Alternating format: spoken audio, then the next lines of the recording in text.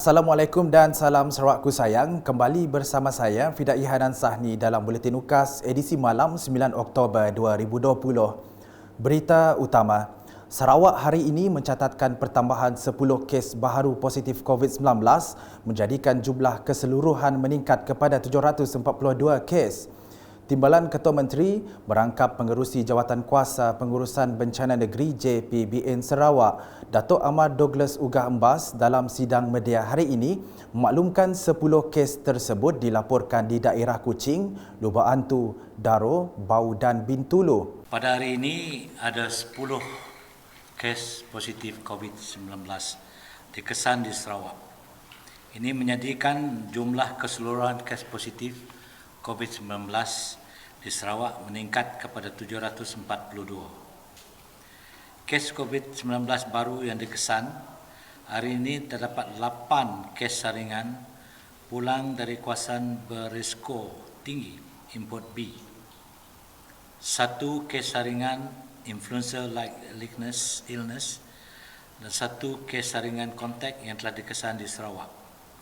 Seramai 4 kes telah dikesan di daerah Kuching, 3 kes di daerah Lubuk Antu dan masing-masing 1 di Daro, Bau dan Bintulu.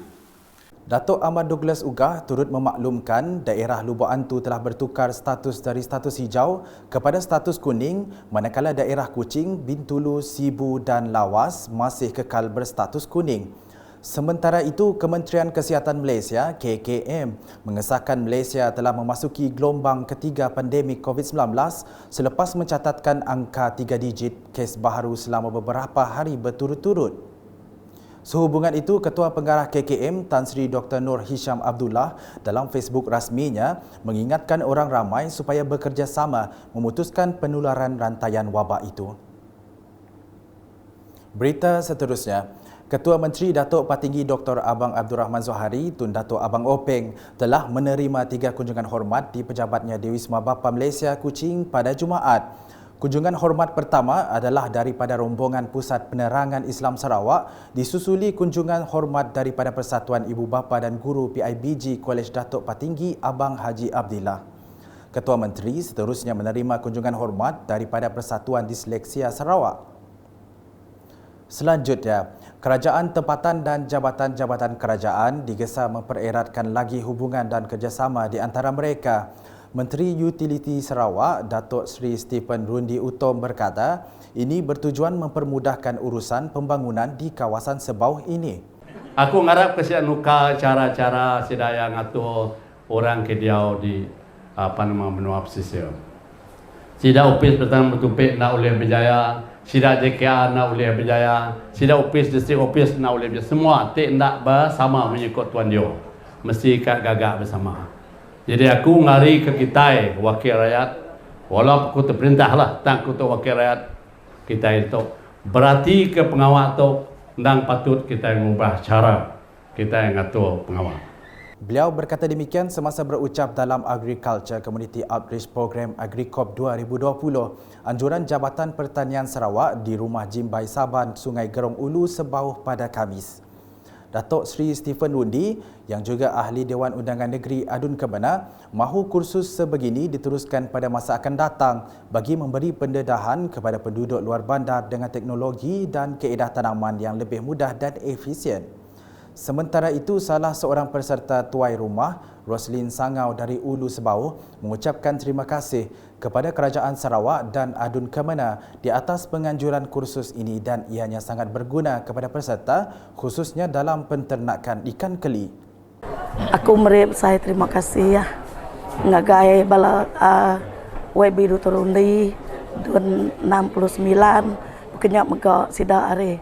UPF Tanam Bertupik Sebauh ngau Bintulu udah mereka kami khusus bakal ke pagi itu semua utainya maneh memegang cukup memerangsang kami bak rumah panjai bakal ke pagi itu lebih lagi bakal menternakkan ikan kele laban Kuasa anak tu besar.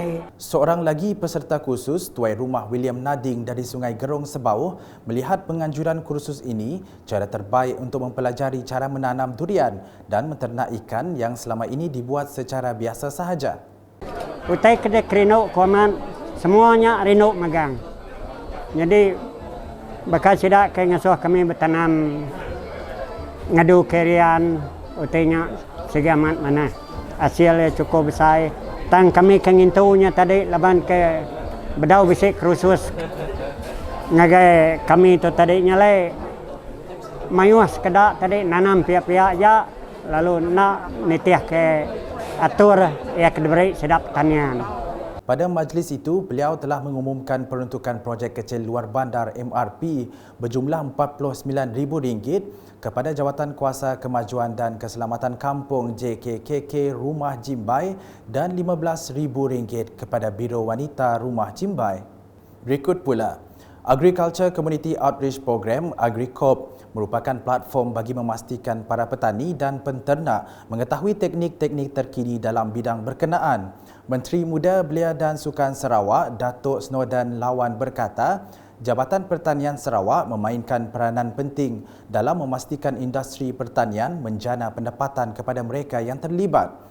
Beliau yang juga adun Balai Ringin menambah golongan petani dan penternak di kawasan berkenaan juga tidak ketinggalan daripada menerima pelbagai inisiatif yang dibawa oleh kerajaan negeri.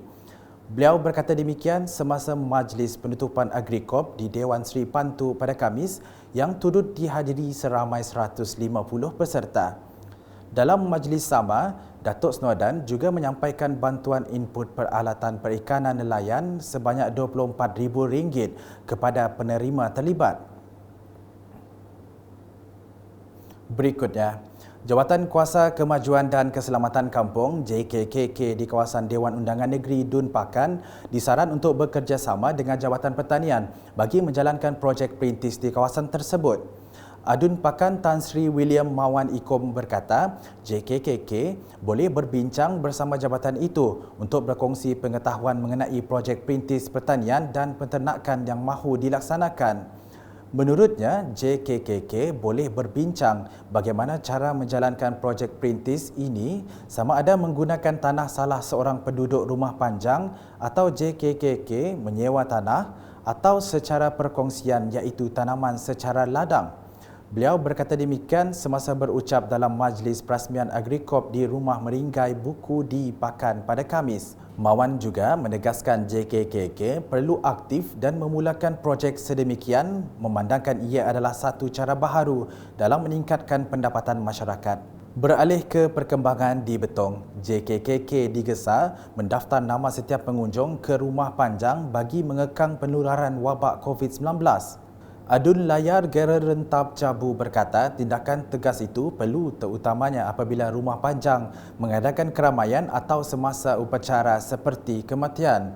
Beliau berkata demikian semasa majlis perasmian bengkel kepolisan komuniti khas bagi JKKK peringkat daerah Betong di Betong pada Jumaat. Tambahnya, beliau khawatir jika berlaku jangkitan wabak itu di rumah panjang adalah sukar untuk dibendung. Dalam pada itu, Rentab turut menggalakkan penduduk memohon untuk mengukur lot tanah untuk diwartakan di bawah Seksyen 18. Sekian edisi malam bersama saya Fidai Hanan dan kru penerbitan. Dapatkan pelbagai berita terkini Sarawak setiap hari di Facebook, Instagram, Twitter dan aplikasi Telegram UKAS serta UKAS Channel di YouTube. Sebelum mengakhiri buletin, kami warga Unit Komunikasi Awam Sarawak UKAS mengucapkan selamat hari lahir yang ke-84 kepada Tuan Yang Terutama Yang di-Pertuan Negeri Sarawak, Tun Pehin Sri Haji Abdul Taib Mahmud. Salam UKAS.